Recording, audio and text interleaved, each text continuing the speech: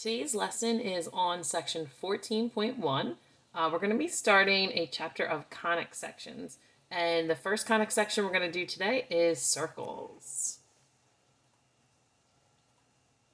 All right, do you remember the Algebra 2 concept of completing the square? We're going to be using that skill in today's lesson. So let's go ahead and take a second and review that skill at the very beginning of this lesson. All right, let's take a look at this equation. X squared plus 8x equals 0. Now, I want this to be a perfect square quantity, so I'm going to have to add something to both sides to make it a perfect square quantity.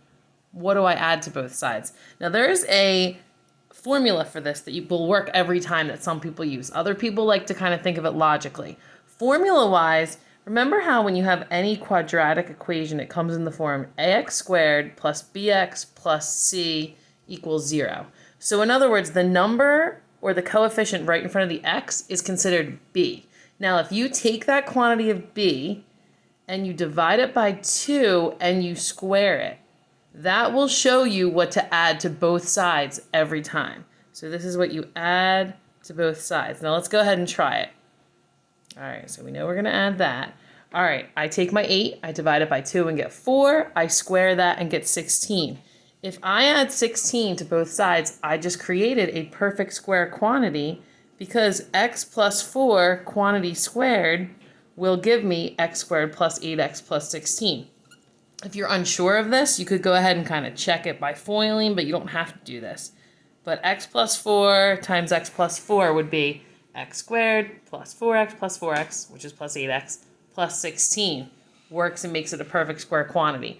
Let's do this one more time just so you can really get into the feel of this. I hope you remember this from Algebra 2. All right, our next one is x squared plus 10x equals 0. I've went ahead and given myself room to add the 2 plus blanks. I'm going to take b divided by 2. 10 divided by 2 is 5. Square it is 25. If I add 25 to both sides, this is now a perfect square quantity because x plus 5 quantity squared equals 25. Now, just like we added this b over 2 squared to both sides to figure out what to add, this right here in my perfect square quantity will always be equal to b over 2. 10 over 2 was 5. There's my 5. And this sign will always match this sign. Just like little helpful pieces of information here to remind you. All right, let's look at this next one. X squared plus x equals 0. I've left room for my plus blanks. There is a 1 here. 1 divided by 2 squared is 1/4. So I'm going to have to add 1/4 to both sides. My perfect square quantity here, equal 1/4 quantity squared, will be x plus b over 2, which was that 1/2 squared equals 1/4. All right, let's just do one more of these together and then move on. All right, this next example, x squared minus 3x equals -2. Again, I left room for my plus blank on both sides. I'm going to take this b value and divide it by 2. That's 3 over 2. 3 over 2 squared is 9/4. So I'm going to add 9/4 to both sides. All right, when I break this down into my perfect square quantity, x, remember this sign will always match this sign. Just like these are both always plus blank, these signs will always match. All right, now what was b over 2? That was 3 over 2, quantity squared equals. I do need to add this. I'm going to go ahead and give myself a common denominator. So instead of -2, why don't I make that a -8 over 4? And then I'll add that to 9 over 4, and then that'll just give me 1/4. And now I've made that a perfect square quantity. Now, I didn't solve these because in today's lesson, we're going to be writing equations. We're not going to be solving with completing the square. We're just going to be changing forms so we can go to this standard form equation of a circle. So we're basically just working with completing the square, but we're not solving it the way you did in Algebra 2, where you square root of both sides, did plus or minus with radical man. So again, we're just changing formats. All right, let's head into conic sections. All right, as an introduction to conic sections, I would like you to go ahead and read in your book, page 616. Please go ahead and pause this, and then you can just unpause when you're done reading. All right, also from page 616, please write down the definition of a circle and the equation of the circle. And then we're going to head back over to our whiteboard, so go ahead and pause that while you finish. All right, so that was the equation of a circle that you just wrote down in your notes. People in my SAT class, I know we already did this as an SAT skill, so I apologize. This is going to feel a little bit like review. All right, we're going to do example 1. I'm going to do a different example compared to example 1 from your book on page 617. So if you want to see this done again, you can go ahead and look there. But let's do these numbers. State the center and the radius, given that the quantity of x minus 3 squared plus the quantity of y plus 9 squared equals 2.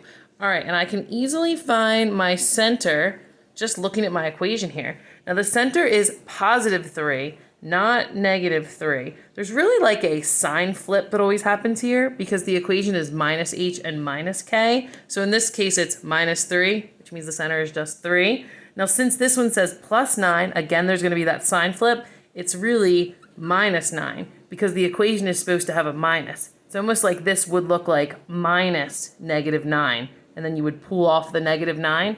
I typically just remember to always switch the sign on the inside of here and switch the sign on the inside of here. All right, now what about the radius? The radius is going to be kind of strange in this one because if radius squared equals 2, that means the plane radius is just the square root of 2. All right, let's go ahead and take a look at the next example. Taking a look at example 2, this is just like the one in your book. Write the standard form equation of a circle centered at negative 3, 2 with a radius of 5. Then we're going to graph it by hand and on our calculator. All right, so to write the standard form equation, if the center is negative 3, 2, that would be x plus 3 squared. Notice my sign change. Plus, always a plus in the middle of the circle equation. Y minus 2 squared. Notice my sign change. Equals, let's see, the radius is 5, so radius squared would be 25.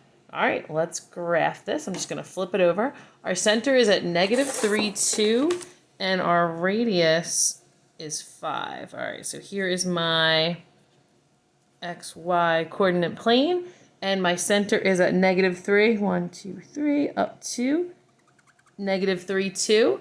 My radius is 5, so I'm going to count out 5. 1, 2, 3, 4, 5. I'm going to go 5 to the right. I'm going to go 5 down. 1, 2, 3, 4, 5. I'm going to go 5 to the left. 1, 2, 3, 4, 5. And I'm going to go ahead and go 5 up. 1, 2, 3, 4, 5. And here is my circle that has a center at negative 3, 2 with a radius of 5. Now, you can also graph this on your calculators. And there are some great buttons for this on the calculator, different than the ones indicated in your book. So I want you to go ahead on your calculator and hit this apps button. So it's apps. It is the, I don't know what I want to say here. The third, it's diagonally from the colorful alpha button. All right, so the apps button. All right, let's go down to conics. That's number 4. I'm going to hit enter. We are going to choose circle since we are on the circle conic section. All right, our equation looks like the first one or the second one. I'm going to say it definitely looks like the first one in standard form. All right, now what was our h value? Negative 3. So let's go ahead and type in negative 3 for the h value, enter. What was our k value? 2, and hit enter. Our radius was 5, and hit enter. To graph it, you actually hit the graph button in the corner. And then there is your circle. We can kind of compare it to my handmade graph here. And there we go. If I want to trace around the circle, I can hit the trace button to kind of see where I am, but you can only use the right and left arrow keys to kind of trace around this circle. When you go too far in one direction, it won't let you go any further. You can go back this way to the left, as you can see on my calculator screen here. Can't really go up or down. It's not going to work. You can only go right or left, and depending on where you are, again, you can only go one direction or the other. It will work the same way on your black calculator. I'm just doing it on the blue one so you can see it better here on the video. All right, nice job. Let's move on to example 3. All right, example 3 gives us this equation and just asks us to graph. Pretty easy one here. Let's just grab the center from this. The center is 2, negative 4. Notice my sign, switch on both, opposite of negative 2, opposite of 4, negative 4. My radius, well, my radius squared is 9, so my radius is just 3. All right, so let's graph the center. 2, I counted by 2 on each square, all the squares here so you can see it better. So over 2, down 4, 1, 2, 3, 4. This is my center. My radius is 3, that's up 1, 2, 3. That's up, or over, excuse me. 1, 2, 3, down 1, 2, 3, and to the left, 1, 2, 3. And again, I just made this a little bigger so you could see it easier. That's all there is to it, graphing the circle. You always just graph the center and count the radius up, down, left, right, and you have your form. If you want to graph on your calculator, you could go ahead and use that apps button again. All right, let's move on to example 4. Before we head into example 4, I just want to note if you are practicing on your calculator and you get stuck in this screen, you're just going to want to hit second quit, which is right on top of the mode button. So second quit, and you actually have to do that twice in a row to completely quit out of that conic section. So again, when you're in the apps, conic section, say we're in a circle and say we graphed all this graph. If I want to quit out of this, I'm going to go second quit a second time so you don't get stuck in that screen. All right, example 4. This is a loaded question. They're asking for the center and the radius, and this is the equation they're giving us. So we do not have this equation in standard form yet. This is where completing the square is going to come into play. And we are going to have to double complete the square with both the x's, the x variable and the y variable. All right, so let me kind of organize this a little bit. So let me put my x's together. So I have x squared plus 6x. I'm going to leave a plus blank here because I know I'm going to be completing the square. And let me do the same thing with the y. So I'm going to put plus y squared minus 4y. Let's do a plus blank for that y blank, and it all equals 7. Now, since I'm adding something here and adding something here, I better do it to the other side because you always have to have a balanced equation. So whatever I add to the x's and whatever I add to the y's, we'll add over there. All right, what do we want to add here? Let's use our trick. B over 2 squared. That's 6 divided by 2. That's 3. 3 squared is 9. So we'll add 9 to both sides. All right, let's take my negative 4 divided by 2 is negative 2. Quantity squared, 4. Add 4 to both sides. All right, we're getting somewhere here. Let's make this a perfect square quantity with x. X, remember this sign always matches, and this is just b over 2. 6 over 2 is 3. Plus perfect square quantity with y. Remember this sign always matches, and this is b over 2. 4 over 2 is 2. You could even think of it as negative 4 over 2, which is negative 2, and that will always give you that sign matching too. Squared equals, let's add this together, that is 20. All right, now we can get to our answer. It's easy to find the center and the radius from here. The center is negative 3, 2. Notice my sign switch and my sign switch. The radius, well, let's see. The radius squared is 20. So the radius is the square root of 20, which I could definitely simplify because there's a 4 and a 5 in that. So actually the radius would be equal to 2 radical 5. Now if I were graphing this and I needed to show this, I'm really going to need to know where 2 radical 5 is or where radical 20 is. So let's see, radical 20, or I could type it in as 2 radical 5, is about 4.5. So the radius is approximately 4.5. Now, in general, I want you to give the radius in this actual answer radical form, simplified radical form. However, if you're graphing it, you are going to need this information. That's why I'm including that. All right, so that is the answer to example 4. We have one final example to do together. All right, example 5 is not in the book, but you're going to need to know how to do problems of this kind. So if you're trying to state the standard form equation of a circle that passes through a point given and has a center given.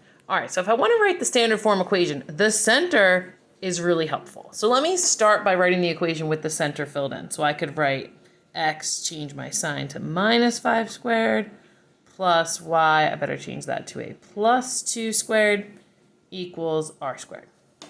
Problem is, I don't know the radius. Now, some people are going to kind of look at this, the point, the center, figure out what the radius is by counting. That works too, and that's fine. Let's go ahead and try it with the equation though, because I'm given a point. I have an x value and a y value right here. So you know what? I'm just going to put this in for x. So I'm going to say if x is 5, and I'm going to put that 1 in for y, and say if y is 1, and figure out what my radius is. So this would be 0 squared, which is nothing, plus 1 plus 2, that's 3 squared, equals r squared, which means 0 plus 9, my radius squared equals 9, or my radius is 3. I'm ready to write my equation fully at this point, because now I always knew my center from the very beginning, and now I also know my radius. You could even argue I know my radius squared, which is even better than knowing my radius, because that's in the equation. All right, so final answer. X minus 5 quantity squared plus y plus 2 quantity squared equals r squared, which is 9. All right, doing good so far. Let's head over to our slides. All right, comprehension check questions. All right, first 3 questions. Write the standard form equation of each circle, given the following information. Number 1, center 4, 2, the radius is 3. Number 2, the center at 1, negative 5, the radius is 1.